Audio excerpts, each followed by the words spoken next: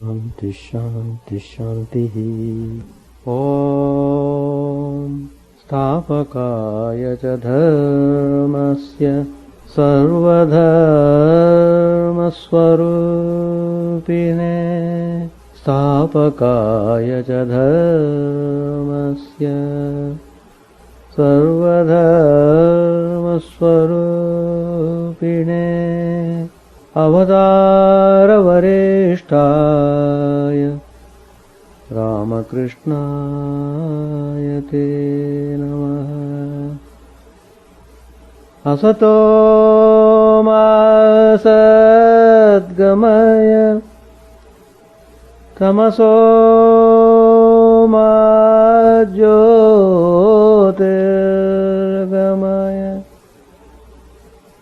Mrityoramamritangamaya Om Shanti Shanti Shanti. Let us offer our salutations to Sri Ramakrishna, the embodiment of all religions, the Supreme God Incarnate.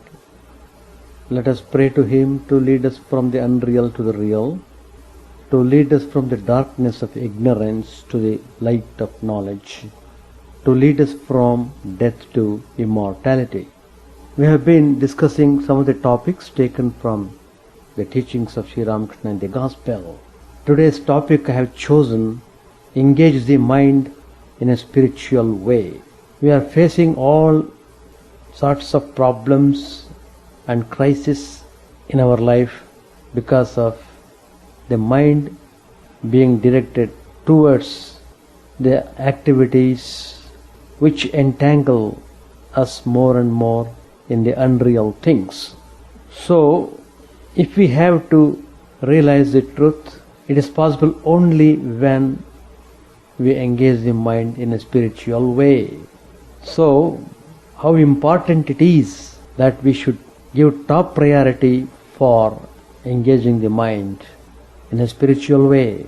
Everybody has to struggle. Without struggle, you won't get anything. So, action is demanded. We are born in this world to act upon. How do we act? That's very important. So, before action is initiated, you must know the purpose of the activity. That means the goal must be very, very clear.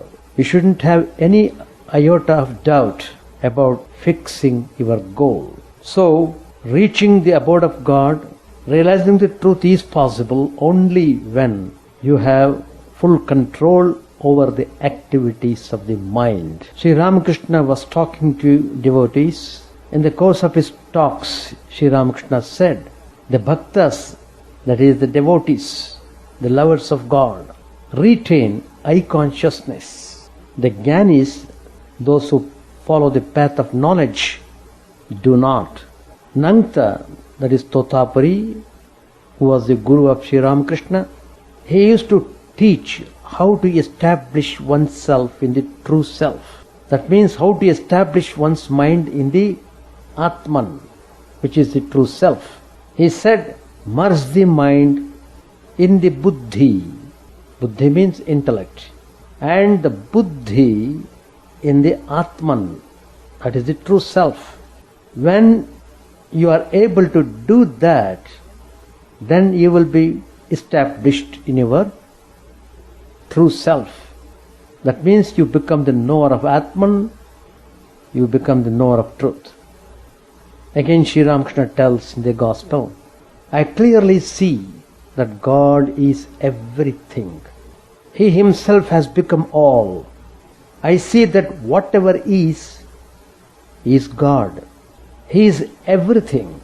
Again, He is beyond everything. I come to state in which my mind and intellect merge in the individual self. That means it merges in the indivisible.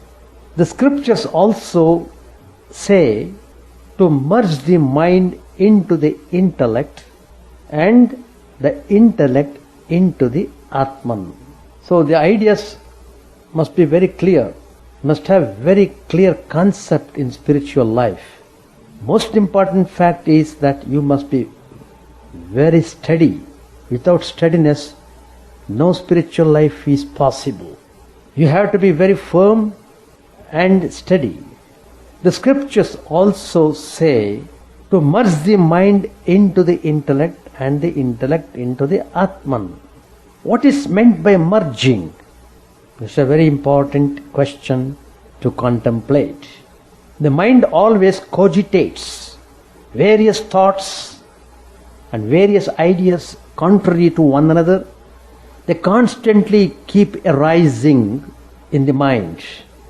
Many people complain that they are not able to meditate.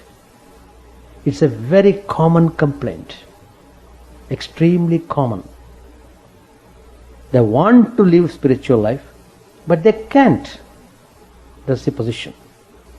And they complain that their mind is unsteady. So why the mind became unsteady?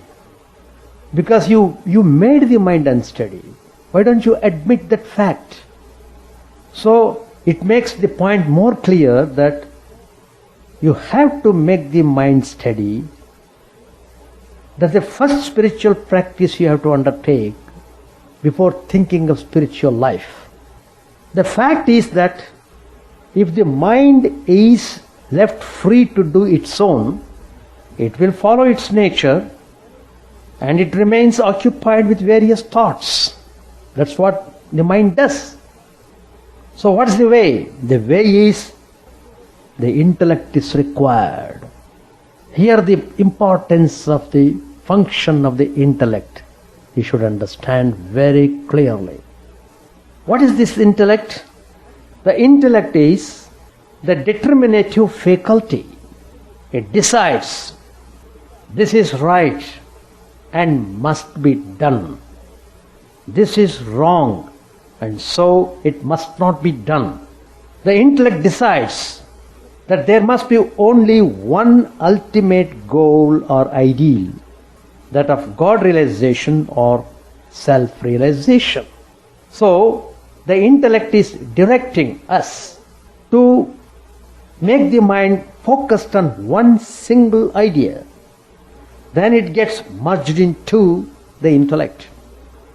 Thence onwards, the intellect alone helps in meditation and leads from meditation to samadhi, total absorption in the bliss of the Absolute. It is at that point the intellect gets merged into Atman. That is the highest state of joy and peace. It is not a dry phenomenon. It is an experience which gives you indescribable joy. Therefore, it is essential to control the mind if you want to achieve something in spiritual life. What is spiritual practice? It is nothing but making the mind go towards God, pulling up the mind from the entanglements. Sri Ramakrishna said to M, again I am quoting the Gospel, the Divine Mother Jagadhatri reveals herself in the heart of one who can control the mind, which may be compared to an elephant. Rakhal, one of the most favorite disciples of Sri Ramakrishna, he was there when Sri Ramakrishna was saying this. He said, the mind is a mad elephant. That's how the mind is described. It is a mad elephant. Why the people are crazy? Because of the mind. Because the mind goes berserk, so the people are crazy. Sri Ramakrishna replied, therefore, the lion, the carrier of the Divine Mother, keeps it under control without properly taking hold of the mind. People try to meditate. You can call it as meditation, but it is no meditation at all. Either they are getting confused by various thoughts during the time of meditation,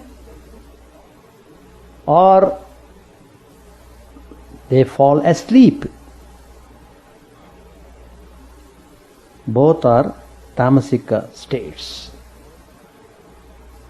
They are signs of inertia.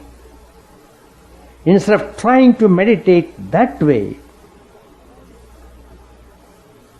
if one takes up one holy scripture, reads it for an hour or so, reading the scripture willingly, devotedly, for about an hour, that itself will act as meditation.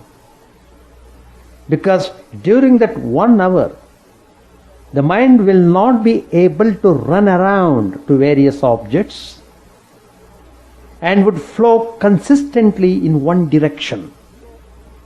You are automatically concentrating on what you are reading. As I said, you must read willingly and devotedly. Thus, the mind gets controlled. At least at that point of time, mind is not wavering or going to some other field, thinking something else. But some may think that the mind remains occupied with so many things, job-oriented thoughts, unfinished jobs. Yesterday, that is not yesterday, Sunday we had a program in Madison. Saturday I went. We did Shivanam Sankirtan in the evening. And Sunday I did worship of Ramakrishna in the house of the devotee who comes here and offers his service during Holy Mother's birthday. So after worship, everything is over. Then the devotee wanted to show me the whole house, because he has occupied a new home, a good looking home, nice features, nicely built. And he was showing me all around this room, that is this room. Here my son stays, here I stay, etc., etc. In course of going around, he showed me one room. Then he said, "This is my office, Swamiji. This is my office." Office? You have got your own company. Your office is the company, is it not? True. But I can't finish all the work in the office. I have to do it in the home also. That means a lot of unfinished works will be there, which he cannot cope up with in the office schedule. So he has to do in the home also. So that means even in the home he is not free in a way, though he appears to be free, because his mind is always bugging, his mind is always pressurizing him. I have to do this, I have to do that, I have not done this, tomorrow that man will call me, I have to keep up schedule, etc. So the point is, the mind is oriented in a worldly way tremendously. Not only that, it is involved in so many other things also: family, money matters, property, so many things. Yesterday one devotee came to talk to me. She was telling there was some ancestral property, and so she came to know that there was nobody to take care of that. She went to see the status of that property, and naturally if nobody is giving attention, it will be grabbed by somebody else.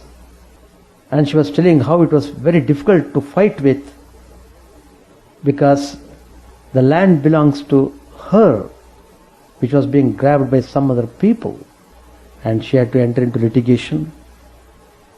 Went on for years, and then she got some kind of settlement. That means how much the mind is made to pass through tremendous pressure, stress and strain. It is quite true. So with that mind, how is it possible, ever possible, to meditate properly? Of course, the family people, they have certain duties. Once they have entered into family life, they can't simply say, I will not do this, not do that, etc. You have to do, you must do, whether you like it or not. That is the force of the duty. Because you have entangled yourself, you feel guilty if you don't do it. Suppose you bring a pet to your home. It is under your care. So all the time you will be thinking about the pet. So there comes the point of duty. The family must be looked after. In order to do that, one has to earn money. Without earning money, what do you do? How do you take care of the family? To be able to lead a decent, cultured life in the world, certain things must have to be done. One must have a house, and one must maintain it, and so on. Among the householders, some, they make a very, very casual remark. That is philosophizing their way of life. Philosophizing. That is extremely superficial. They say, oh, Lord's will be done. Everything depends on the Lord's mercy. The jiva is only an instrument. They talk wonderful philosophy. They talk in that fashion. They are married, they have got children, and yet they sit idly without moving the limbs. This is not dependence on God. This is the sign of idleness and inertia. Dependence on God, on His grace, these come only in the end, when after doing one's level best for fulfilling one's duties, one is not able to cope up with their demands, then only shall one realize that without the grace of God one has no other goal. He is really then aspiring for God's grace. Then he finds God's grace truly descends.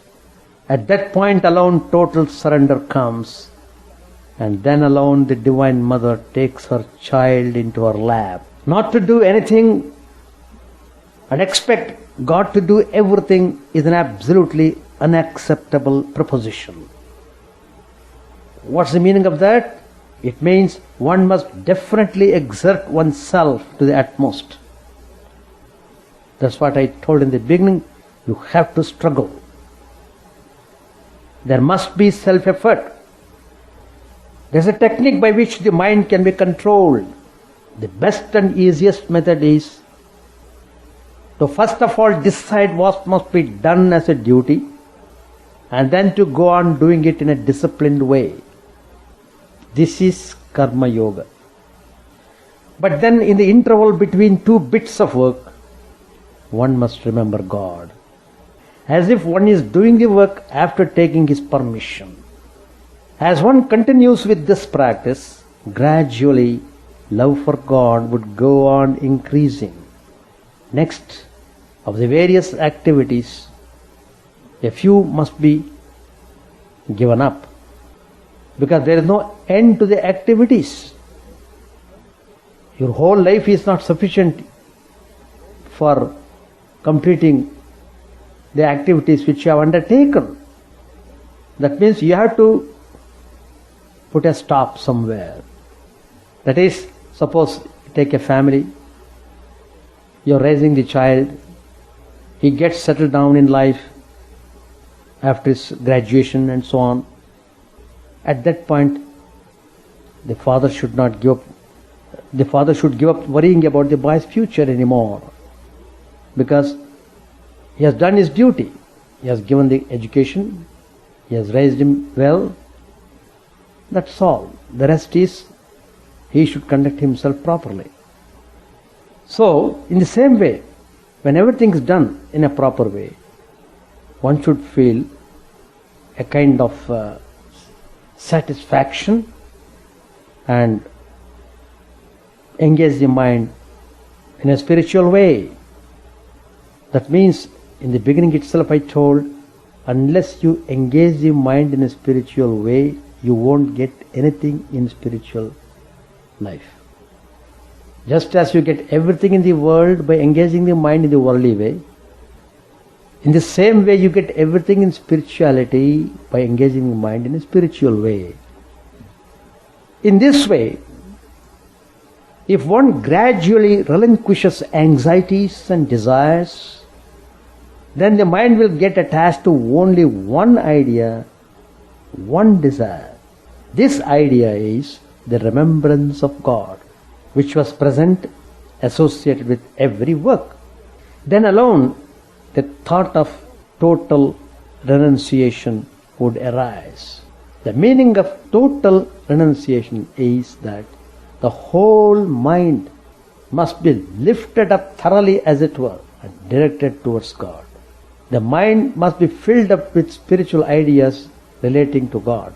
That's called renunciation. The mind doesn't wander anywhere else. It doesn't want to go anywhere. It just wants to march onwards, upwards, till the goal is reached. This must come in everyone's life, whether in this life or in some other future birth. Without total renunciation, there cannot be self-realization. It is true, renunciation is extremely difficult. It is not possible for the people living in this world in a worldly way. True, it is true. And so you can't have any spiritual upliftment at all. You may talk about spiritual matters, but it stops at that level, finished. Swami Vivekananda has said, nothing can be achieved without renunciation. Then what's the way? Sri Ramakrishna said, people ordinarily in the world have got so many responsibilities and live family life. So, how they should practice spirituality? How they should practice renunciation? Sri Ramakrishna answers that question. He says, they should renounce mentally, not outwardly. The householders must renounce internally, not externally. People talk of renunciation. One of the devotee came to a Swami and asked about renunciation and was discussing the matter with him. And the Swami said to him, well, you are talking so much about renunciation. Will you be able to renounce if I ask you? Renunciation is not so easy. One has to remain totally helpless and supportless. Are you ready to give up your entanglements? If you say no, then what's the way? That means the way for you is different.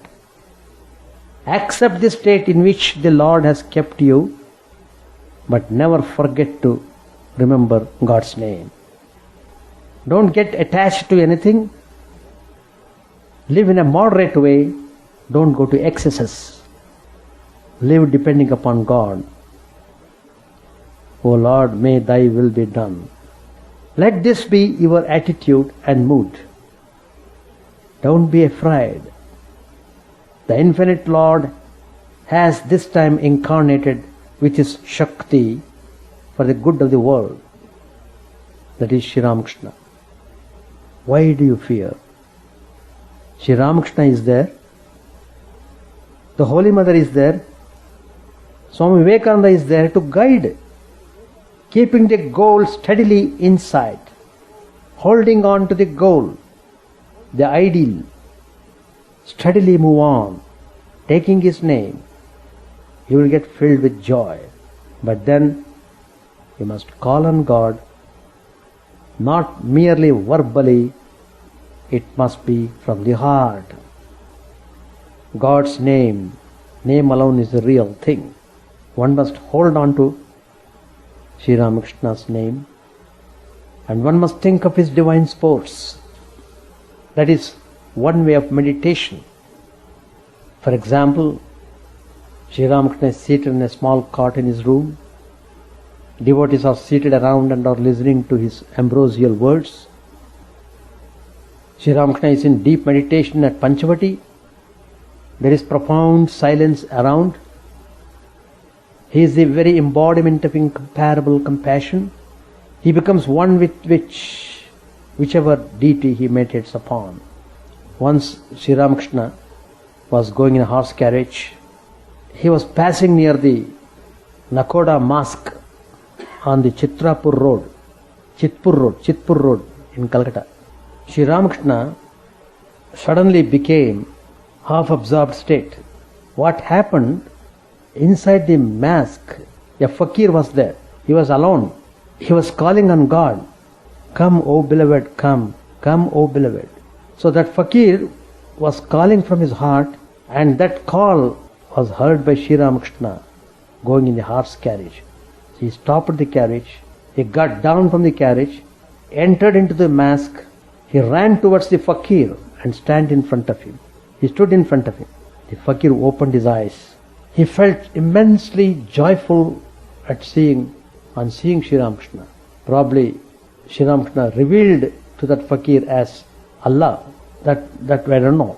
But anyway, the fakir was extremely happy. He opened his eyes, shed tears of joy, and then again closed his eyes and starts meditating. So Sri Ramakrishna, he is the incarnation in this modern age. He said, always keep your mind on God. In the beginning, you must struggle a little. Later on, you will enjoy your pension. Sri Ramakrishna tells this in the Gospel. One must struggle to the utmost. Must hold on to one idea. It must engulf you. Mere discussions about Vedanta will not do. You have already done a lot of studies. Now get down to work.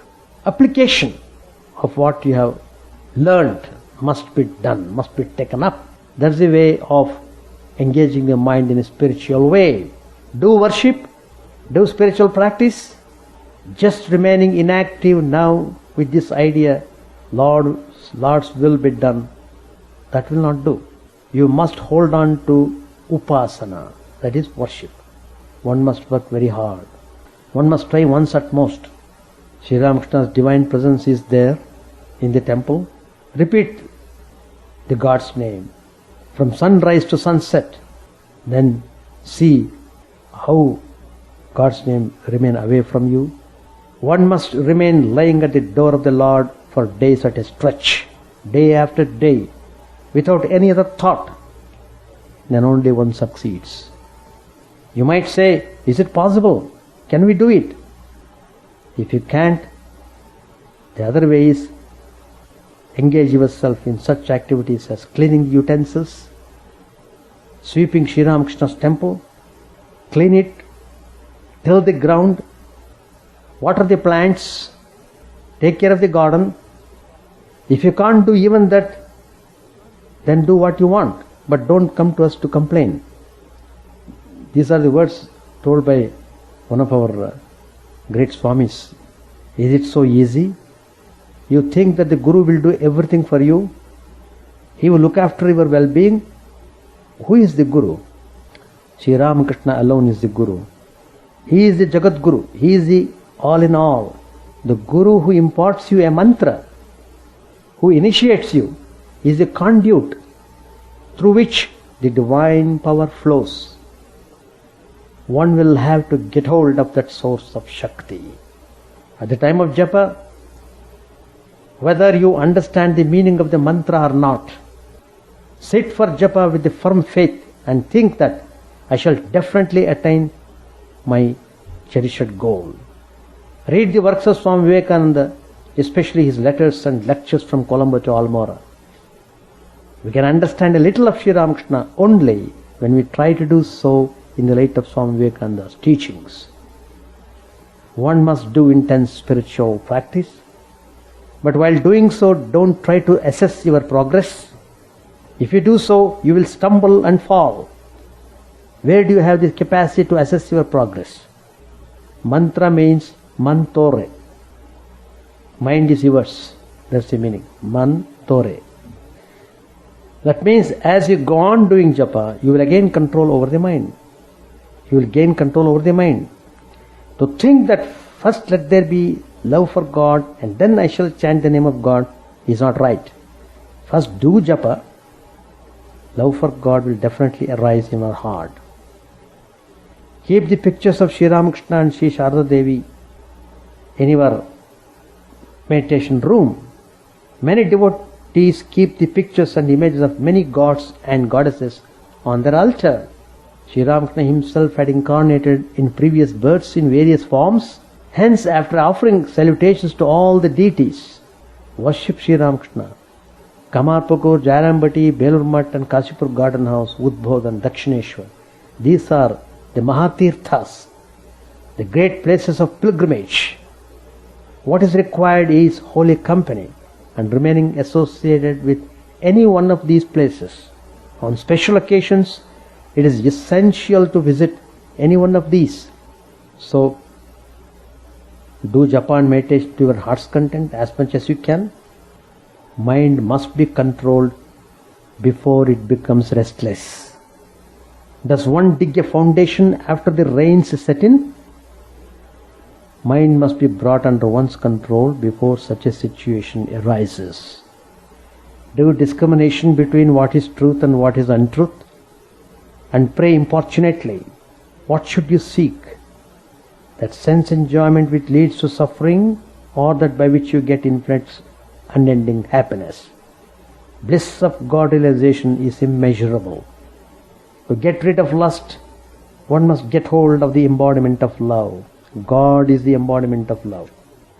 Daily pray to God that He may not entangle you in any other worldly activities. One must keep holy company. It helps in keeping evil thoughts away.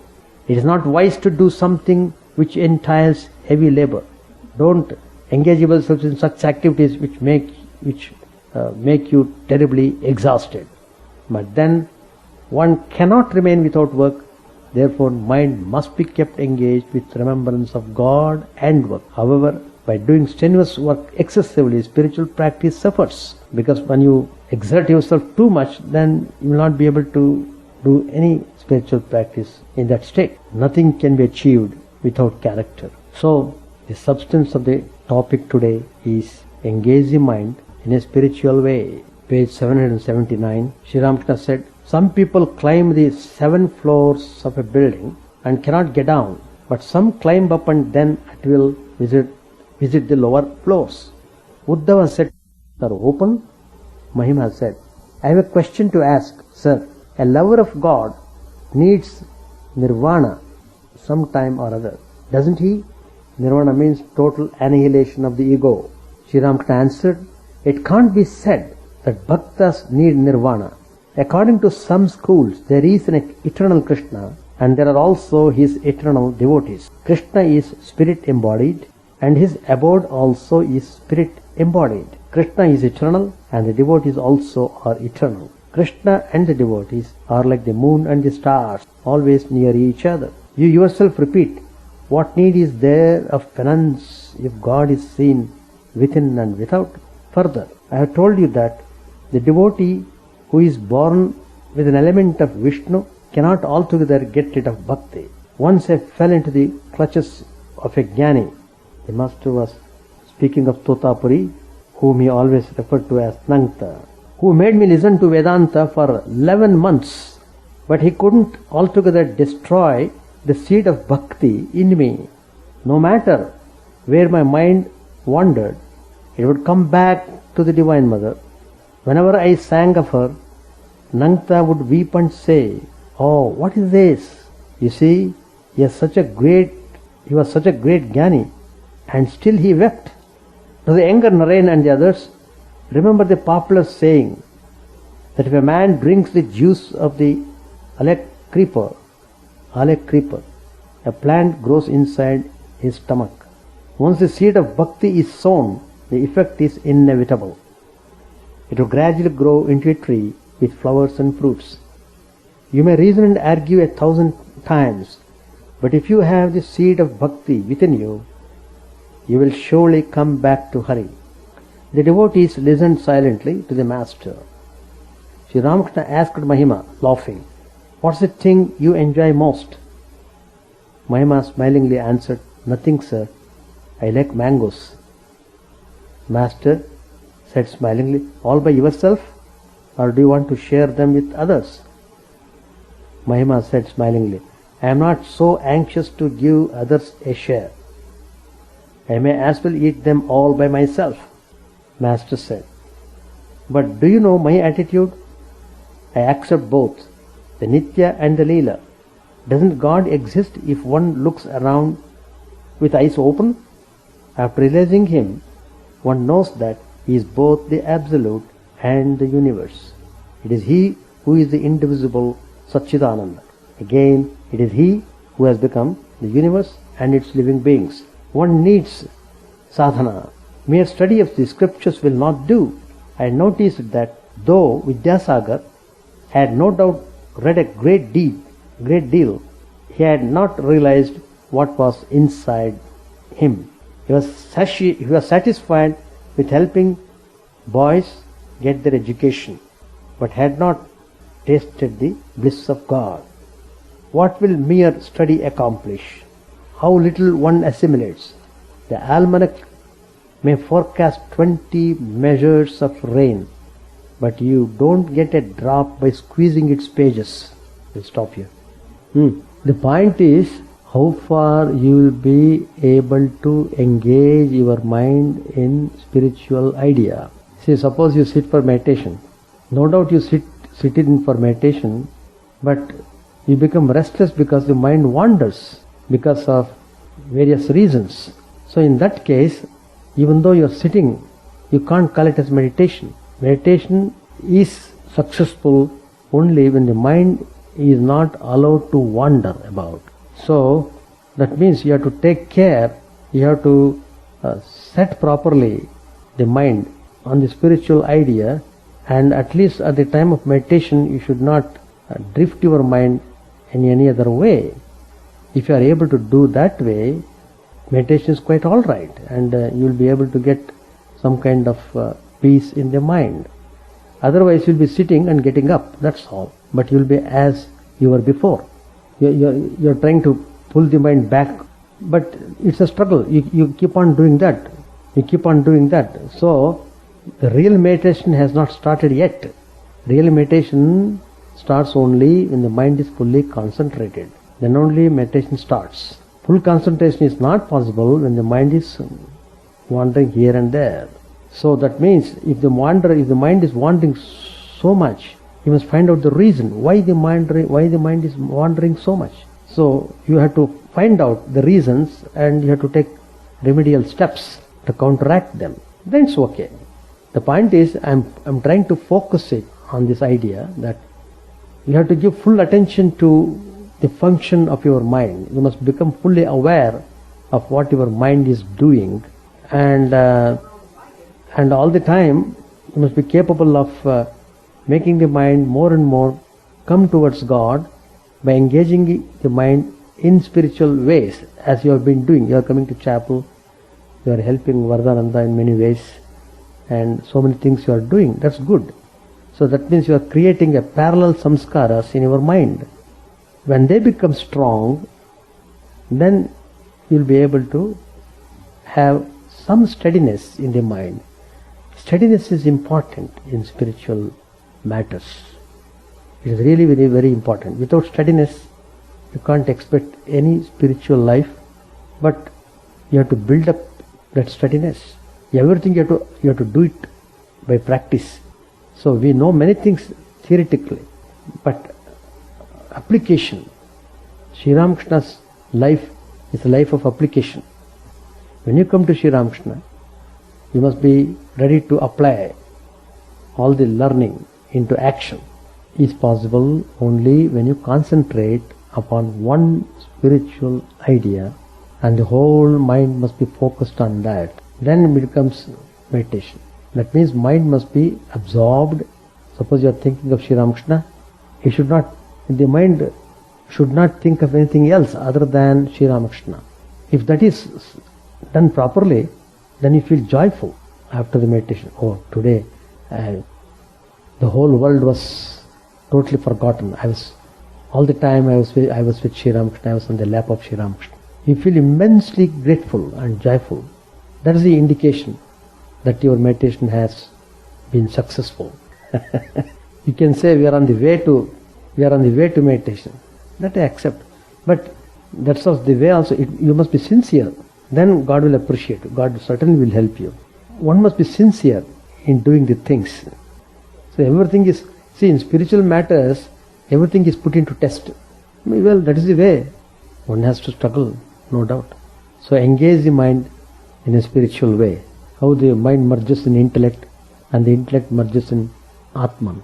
Shall stop. Chant the name of the Lord and His glory unceasingly, that the mirror of the heart may be wiped clean and quench that mighty forest fire, worldly lust raging furiously within. Own name streamed down in moonlight on the lotus heart, opening its cup to knowledge of thyself. O self, drowned deep in the waves of His bliss, tasting His nectar at every step, bathing in His name that bought for weary souls.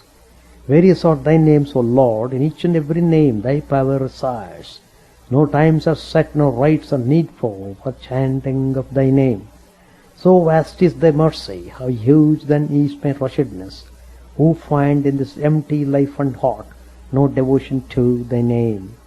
O my mind, be humbler than a blade of grass, be patient and forbearing like a tree, take no honor to thyself, give honor to all, chant unceasingly the name of the Lord.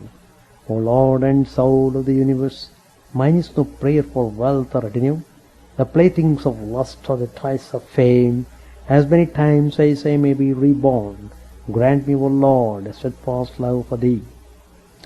A drowning man in this world's fearful ocean is thy servant, O sweet one. In thy mercy consider him as dust beneath thy feet. Oh, how I long for the day when an instant separation from thee, O Lord, will be as 1,000 years, when my heart burns away with its desire, and the world without thee is a heartless void. Prostrate at thy feet let me be, in unwavering devotion, neither imploring the embrace of thine arms, nor bewailing the withdrawal of thy presence, though it tears my soul asunder. O thou who stillest the hearts of thy devotees, do with me what thou wilt, for thou art my heart's beloved, thou and thou alone. O Lord, lead us from the unreal to the real, lead us from darkness to light, and lead us from death to immortality. May all be free from dangers, may all realize what is good, may all be actuated by noble thoughts, may all rejoice everywhere. May all be healthy, may all be free from disease, may all realize what is good, may none be subject to misery. May the wicked become virtuous, may the virtuous attain tranquility, may the tranquil be free from bonds, may the freed make others free. May good betide all people, may the sovereign righteously rule the earth, may all beings ever attain what is good, may the worlds be prosperous and happy. May the clouds pour rain in time, may the earth be blessed with crops, may all countries be freed from calamity, may holy men live without fear. May the Lord, the destroyer of sins, the presiding deity of all sacred works, be satisfied, for he being pleased the whole universe becomes pleased. He being satisfied, the whole universe feels satisfied.